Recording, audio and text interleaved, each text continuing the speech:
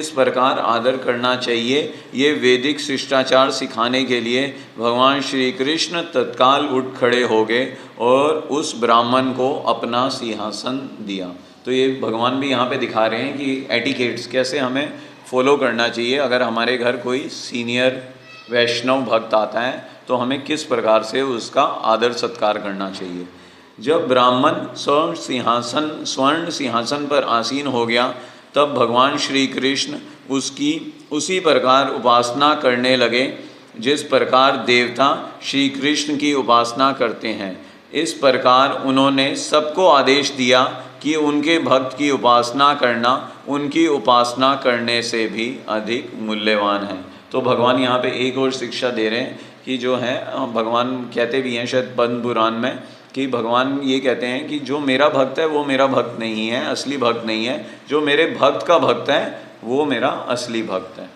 तो यही भगवान यहाँ पे शिक्षा दे रहे हैं। यथा समय ब्राह्मण ने स्नान किया, भोजन किया और रेशम से सज्जित कोमल शैया पर वे विश्राम करने लगा।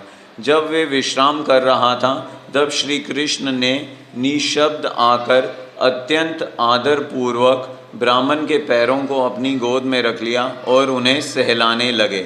इस प्रकार श्री कृष्ण ब्राह्मण के समक्ष प्रकट हुए और कहा, प्रिय ब्राह्मण, मुझे आशा है कि आप धर्म विधियों का निर्विघ्न संपादन कर रहे हैं और आपका मन सदैव शांत रहता है। तो भगवान कृष्ण ब्राह्मण से क्या पूछ रहे हैं? मुझे आशा है कि आप धर्म विधियों का निर्विघ्न संपादन कर रहे हैं और आपका मन सदैव शांत रहता है। तो यहाँ पे इस क्वेश्चन में ना भगवान दो चीज़ें उनसे पूछ रहे हैं। एक तो ये कि आप अपनी जो रेगुलेटिव प्रिंसिपल्स हैं और स्पिरिचुअल ड्यूटीज़ हैं ठीक तरह पालन कर पा रहे हैं या नहीं कर पा रहे। तो इससे पता चलता है कि अगर ब्राह्मण कहेगा मैं ठीक तरह पालन कर पा रहा हूँ तो यानी वो जिस राज्य से आया है उस राज्य में अभी लॉ एंड ऑर्डर है। मतलब ऐसा नहीं है कि उस राज्य में ब्राह्मणों के साथ गलत व्यवहार हो रहा है या कुछ और उत्पात हो रहा है। तो इससे हमें पता चलता है। तो श्री कृष्ण एक तो ये जानना चाह रहे हैं और दूसरा है कि आपका मन सदैव शांत रहता है। दूसरा क्या, वो उससे पूछ रहे हैं कि आपका मन सदैव शांत रहता है। तो क्या है कि अगर मन हमारा शांत नहीं होगा तो हम ठीक तरह से जो है आध्यात्मिक कार्य नहीं कर पाएंगे। और दूसरा ये है कि एक भगवान जो चाहते हैं, भगवान उसी ब्राह्मण मतलब उसी भक्त से प्रसन्न होते हैं, उसकी साधना से भक्त प्रसन्न होते हैं, भगवान प्रसन्न होते हैं जो कि संतुष्ट रहता है। तो इसलिए जो ब्राह्मण और वैष्णव है उन्हें हमेशा संतुष्ट रहना चाहिए। जो एक शूद्र होता है वो हमेशा लेमेंट करता है, मतलब वो हमेशा रोता रहता है, ये नहीं है मेरे पास, वो नहीं है, इस चीज़ की कमी है। पर ब्राह्मण जो होता है वो हमेशा संतुष्ट रहता है। तो भगवान ये भी एक शिक्षा दे रहे हैं, इसलिए भगवान उससे पूछ रहे हैं कि आप संतुष्ट हो या नहीं हो।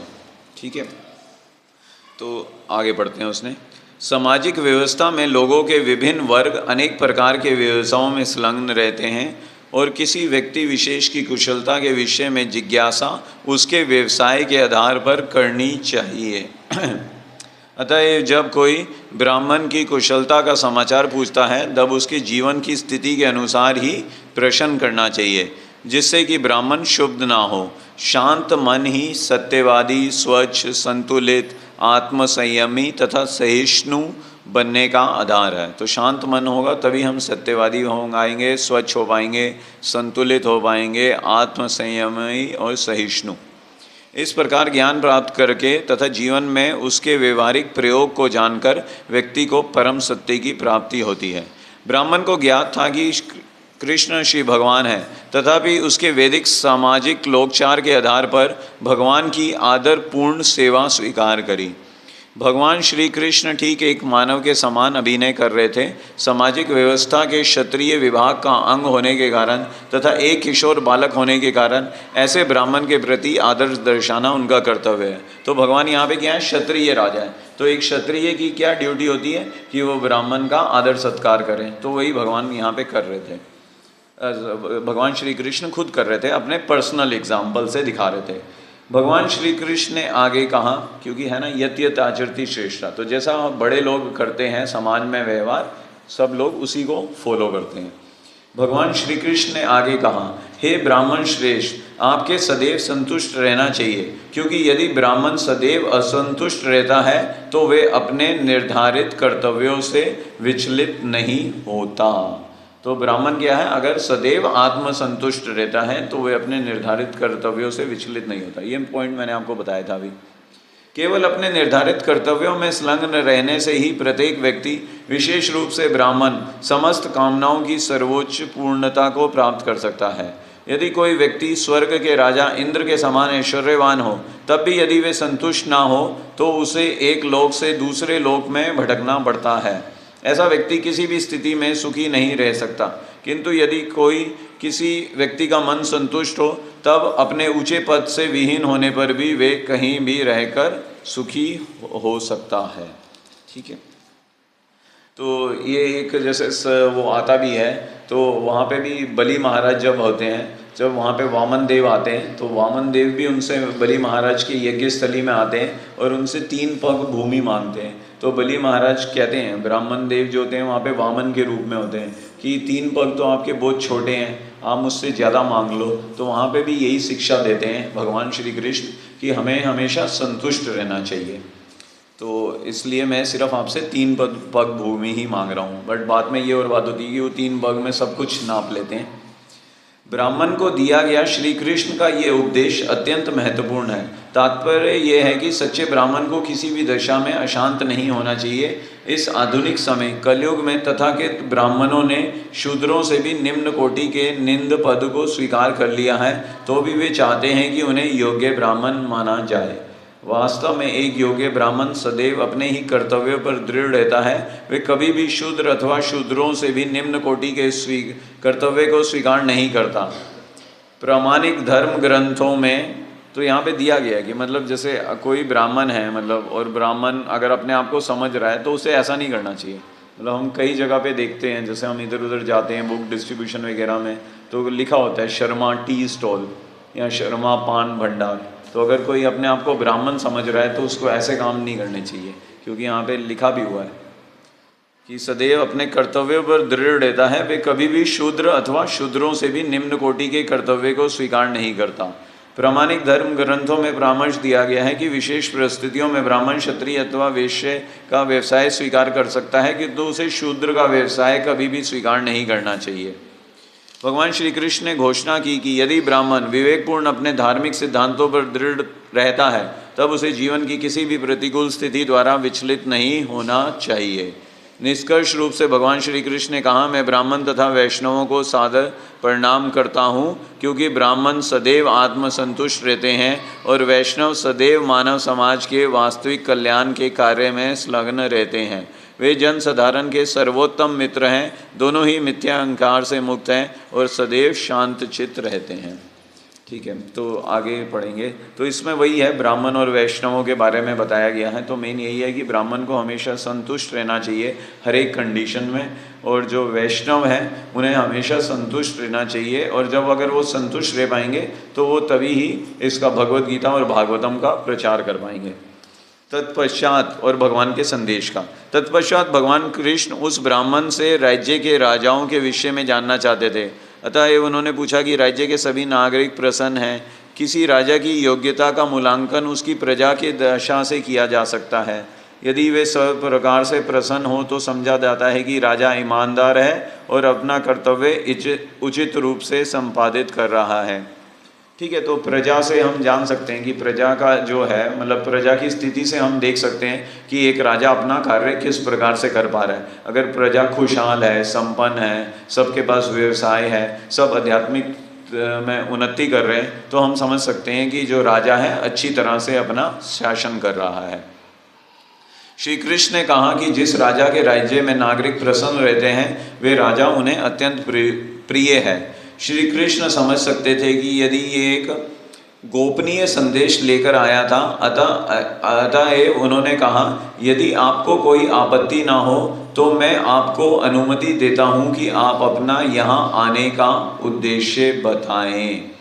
तो अब भगवान ने क्या बोला कि आप जो संदेश लेके आए हैं गोपनीय, तो इसके बारे में बताएं।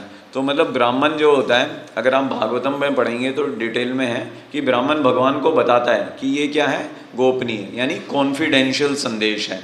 तो जब वो इस तरह से बता रहा है तो इसका का मतलब ये है कि जो कॉन्फिडेंशियल संदेश जो है वो रुक्मणी जी ने जो दिया है उसने भी उसको बीच में खोला नहीं, वो संदेश वो ऐसे का ऐसा ही उनके पास लेके आया है, भगवान श्री कृष्ण के पास।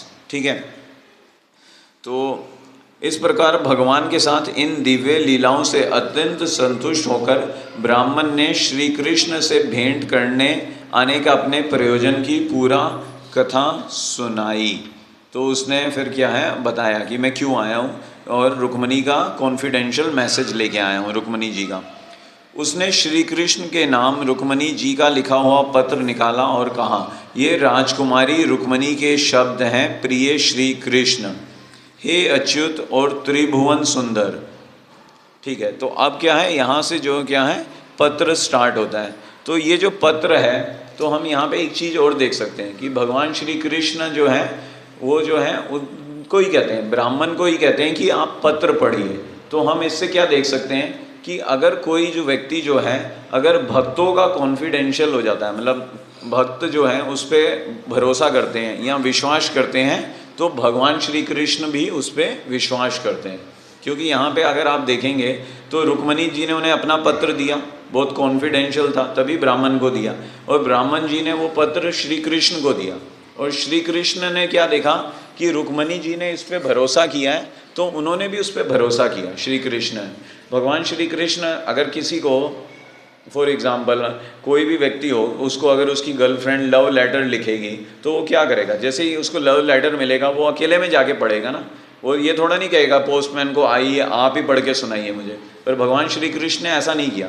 भगवान श्री कृष्ण ने क्या कहा ब्राह्मण को, क्योंकि भगवान को पता था रुक्मणी जी ने इस पर भरोसा किया है, ट्रस्ट वर्थी है, तो मैं भी इस पर ट्रस्ट कर सकता हूँ। तो अगर हम भगवान के भक्तों के प्रिय बनेंगे, उनके ट्रस्ट वर्थी बनेंगे, तो ऑटोमेटिकली हम क्या होंगे, भगवान के ट्रस्ट वर्थी हो जाएंगे। यानी हम अपने गुरुजनों के और शिला प्रभुपाद के ट्रस्ट वर्थी बनेंगे और अच्छी तरह उनकी सेवा करेंगे, तो हम भगवान की वो भी प्रसन्न कर पाएंगे। यस्य प्रसादा भगवत प्रसादो यस्य प्रसादा ना गति कुतोपि।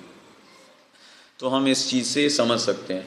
ठीक है, और दूसरा एक भागवतम में ये भी आता है कि जैसे भगवान ने जब वो पत्र पढ़ा तो भगवान भी बहुत ज़्यादा आतुर थे ये पत्र पढ़, तो भगवान को लगा कि भगवान अपने इमोशंस पे श्री कृष्ण कंट्रोल नहीं कर पा रहे थे। तो उन्हें क्या लगा कि मैं क्या हूँ, अपने इमोशंस पे कंट्रोल नहीं कर पाऊँगा, तो मैं पत्र जो है पूरी तरह पढ़ नहीं पाऊँगा अच्छी तरीके से, तो कुछ इन्फॉर्मेशन मिस हो सकती है, तो इसलिए बेटर है कि आप ही मुझे सुनाइए। तो इसलिए उन्होंने उनको बोला।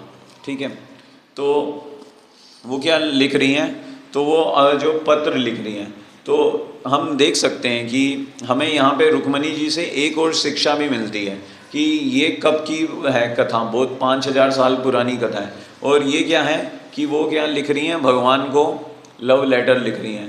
तो इससे क्या होता है कि भगवान को जब ये पत्र मिला तो भगवान सोच सकते हैं एक बारी ये कैसी स्त्री है, मतलब स्त्री भी क्या, अभी तो वो एक बालिका ही थी। मतलब अगर आप आगे बढ़ेंगे भागवतम में डिस्क्रिप्शन दिया हुआ है कि उनकी एज 13 या 15, नॉट मोर देन 15, 13-14 ईयर्स की थी। ठीक है, और वो क्या है, भगवान श्री कृष्ण वो क्या है, त्रिलोकी है, मतलब सभी उनके वो हैं, और वो भगवान श्री कृष्ण को कभी मिली भी नहीं, और वो क्या लिख रही है, भगवान को लव लेटर लिख रही है।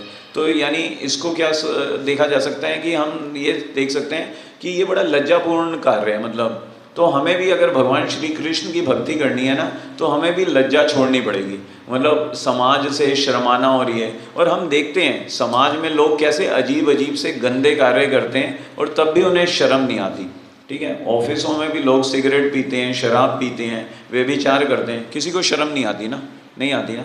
इवन हमारे तो बड़ी जो कंपनियां होती हैं उनमें तो जोन बने होते हैं कि आप यहाँ पे जाके ड्रिंक कर सकते हैं और यहाँ जाके सिगरेट पी सकते हैं। मतलब हाँ, पर कहीं पे ऐसा हमारे हरे कृष्णा कृष्णा कृष्णा हरे हरे, हरे राम राम राम हरे। पर हमारे ऑफिस में कोई ऐसा जोन नहीं है कि आप वहाँ जाके हरे कृष्णा महामंत्र चैंट कर सकते हैं, बट सिगरेट और स्मोकिंग और ड्रिंकिंग का जोन है। मतलब you are if so much addicted to these things still you want, ठीक है, आप 24 घंटे काम कर रहे हैं तो वी हैव जोन्स कि वहाँ जाके आप सिगरेट पीजिए और दारू पीजिए। तो वो लोग काम करते हुए, मतलब ये सब करते हुए लज्जा नहीं दिखाते हैं, तो हमें भी भगवान श्री कृष्ण की भक्ति करते हुए लज्जा नहीं दिखानी चाहिए, शर्माना नहीं चाहिए कि हम माला करेंगे तो घर वाले क्या बोलेंगे, रिश्तेदार क्या बोलेंगे। तो इसलिए हमें भी हमेशा पूरे उत्साह के साथ हरे कृष्णा कृष्णा कृष्णा हरे हरे, हरे राम राम राम हरे हरे। कब तक है?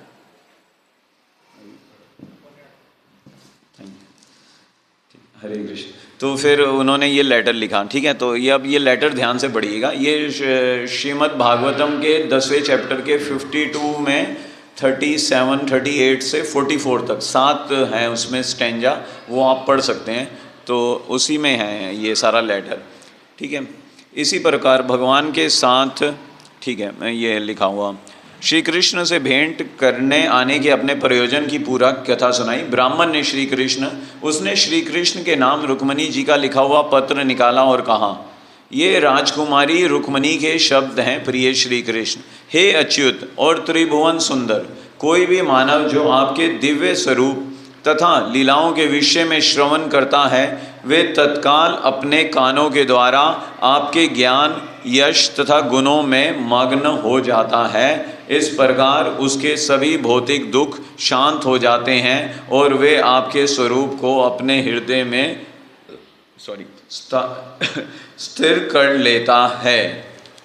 तो क्या होगा अगर हम भगवान की दिव्य इनके सुनेंगे, दिव्य स्वरूप तथा लीलाओं के विषय में श्रवण करता है, तो वह अपने कानों के द्वारा आपके ज्ञान, यश तथा गुणों में मग्न हो जाता है। इस प्रकार उसके सभी भौतिक दुख शांत हो जाते हैं। तो सभी भौतिक दुख शांत करने के लिए हमें क्या करना पड़ेगा? भगवान के यश तथा गुणों को अच्छे प्रकार से सुनना पड़ेगा।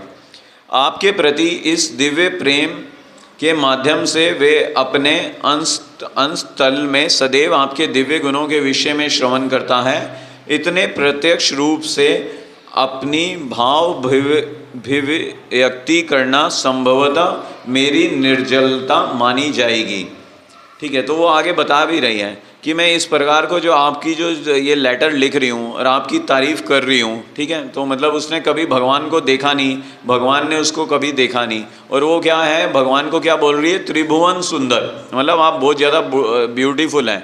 तो क्या बता रही हैं कि मेरी निर्जलता मानी जाएगी, किंतु आपने मेरा हृदय ले लिया है और मुझे मोहित कर लिया है। तो क्या कह रही हैं कि ठीक है, तो मतलब भगवान ये कह सकते हैं कि ये कैसी निर्जल लड़की है, ऐसे मेरे को लव लेटर लिख रही है। तो क्या कह रही है, इसमें मेरी कोई गलती नहीं है। क्यों? क्योंकि आपने मेरा हृदय ले लिया है और मुझे मोहित कर लिया है। मतलब वो कह रही है कि ठीक है, मतलब मैं ये कार्य कर रही हूँ, बट इसकी मुझे इंस्पिरेशन क्यों मिल रही है? क्योंकि आपका जो यश है, रूप है और गुण है, वो इतने ज़्यादा वो हैं कि उनको देखने के बाद मतलब मैं अपने हृदय पे कंट्रोल नहीं रख पाई और मैं आपको ये लेटर लिख रही हूँ। आपको संदेह हो सकता है कि मैं एक अल्प आयु की कुमारी कन्या हूँ, अतः आप मेरे चरित्र दृढ़ता पर संदेह कर सकते हैं, किंतु प्रिय मुकुंद, आप नरसिम्ह हैं। ठीक है, तो मतलब अब उसे क्या लगा है कि ठीक है, भगवान ने ये सुना तो तब भी भगवान क्या है कि उसके चरित्र पर संदेह कर सकते हैं। ठीक है, कि मतलब भाई ऐसे लिख रही है, क्या पता किसी और को भी लिखा हो। तो फिर वो क्या लिख रही है, मतलब भगवान को क्या कह रही है? नरसिंह है, आप मानवों में सर्वश्रेष्ठ हैं। घर से बाहर ना गई हुई कोई कन्या अथवा सर्वोच्च पवित्रता वाली कोई भी स्त्री आपसे विवाह करने की कामना करेगी। तो वो क्या बता रही है? तो भगवान के आगे गुणों के बारे में बता रही है। वो भगवान को क्या कह रही है? नरसिंह है और आप मानवों में श्रेष्ठ हैं। तो ठीक है, तो हमें इससे भी एक और आगे शिक्षा क्या मिलती है कि हम जब भी भगवान के जाते हैं मंदिर में दर्शन करने, तो हमें क्या करना चाहिए कि भगवान के गुणों का बारे में वो करना चाहिए। मतलब भगवान को जब भी हम दर्शन करें तो उनके गुणों के बारे में मनन करना चाहिए। ठीक है, वो ये इन गुणों के बारे में मनन क्यों कर रही है, क्यों लिख रही है? क्योंकि वो अपनी इससे ना डेस्पिरेशन दिखा रही है। उसने ये लगा कि भगवान कहीं पे मेरा ये लेटर पढ़ें और लेटर को फिर नीचे ना रख दें कि ये कैसी लड़की है, कुछ भी लिख रही है मेरे को, मैं कभी इससे मिला नहीं, तो इसलिए क्या कर रही है वो कि उसे लगा कि भगवान नीचे ना रख दें, इसलिए भगवान के गुणों के बारे में बता रही है। ठीक है, और फिर आगे क्या बता रही हैं वो कि घर से बाहर ना गई हुई कोई कन्या अथवा सर्वोच्च पवित्रता वाली कोई भी स्त्री आपसे विवाह करने की कामना करेगी। तो वो कह रही हैं कि कोई भी जो पतिव्रता स्त्री होगी ना, वो आपसे ही शादी करना चाहेगी। क्यों? क्योंकि आप सभी मानवों में सर्वश्रेष्ठ हैं, नरसिंह है। ठीक है, और फिर क्या है, कोई भी पवित्र नारी अथवा कन्या आपके अभूतपूर्व चरित्र, ज्ञान, ऐश्वर्य और पद पर मोहित होकर आपसे विवाह करना चाहेगी। ठीक है, और उसके बाद क्या कह रही है कि करना चाहेंगी, मतलब ये लाइन वो क्यों लिख रही हैं, तो इसमें मैं विश्वनाथ चक्रवर्ती पाद की एक टिप्पणी पढ़ रहा था, उसमें वो कह रहे थे कि वो इसलिए लिख रही हैं ये लाइन कि ठीक है, तो अगर आप कह रही हो कि मैं बहुत ज़्यादा सुंदर हूँ, मैं सभी उसमें श्रेष्ठ हूँ, पर आज से पहले किसी और नारी ने तो मुझे ऐसे लेटर लिखा नहीं, तो आप ही फर्स्ट हो जिसने आपने लिखा है। तो इसी में वो उसका क्लैरिफिकेशन दे रही है, मतलब अगर कृष्ण के मन में ये बात आएगी कि किसी और ने तो मुझे लेटर लिखा नहीं, तो आप क्यों लिख रही हो, तो वो क्या कह रही हैं कि अगर नहीं भी लिखा तो अभी उन्होंने आपके यश के बारे में, गुण के बारे में और रूप के बारे में सुना नहीं होगा। जब वो सुनेंगी, मैंने सुन लिया तो मैं लिख रही हूँ, जब वो स्त्रियाँ भी सुनेंगी तो वो भी आपको लिखेंगी। तो इसलिए वो कह रही हैं, मुझे ज्ञात है कि आप लक्ष्मीपति हैं और अपने भक्तों के प्रति अत्यंत कृपालु हैं, अतः मैंने आपकी नित्य दासी बनने का निश्चय किया है प्रिय भगवान। और उसके बाद क्या है, उसने क्या किया, सबसे पहले तो भगवान के गुणों का वर्णन किया, और फिर क्या है, अपनी प्रार्थना लिखी, और फिर क्या है, उनसे निवेदन कर रही हैं कि मुझे क्या है कि अपनी वो दासी बना लो। मैं अपना जीवन आपके चरण कमलों में समर्पित करती हूँ। मैंने आपको अपने चयनित पति के रूप में स्वीकार किया है, अतः मैं आपसे विनती करती हूँ कि आप मुझे पत्नी रूप में स्वीकार करें।